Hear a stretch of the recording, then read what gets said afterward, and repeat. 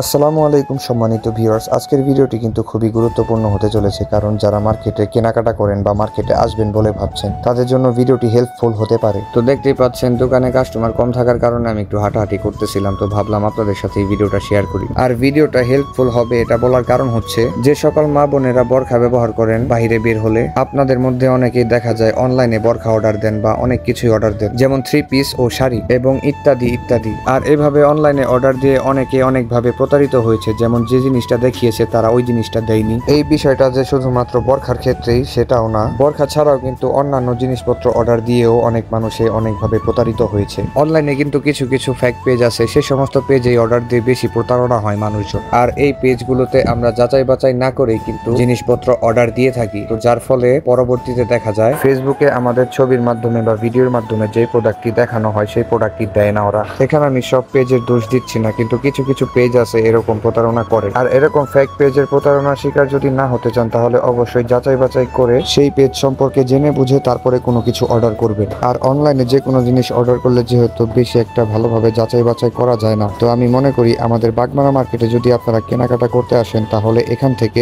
কোনো প্রোডাক্ট কিনতে গেলে আপনি যাচাই বাছাই করে তারপরে জেনে বুঝে সেই জিনিসগুলো নিতে পারবেন। তো আজকের ভিডিওটি মূলত এই ব্যাপারেই ছিল। দেখা হচ্ছে নতুন কোনো ভিডিওতে। সবাই ভালো থাকবেন, সুস্থ থাকবেন। আল্লাহ হাফেজ।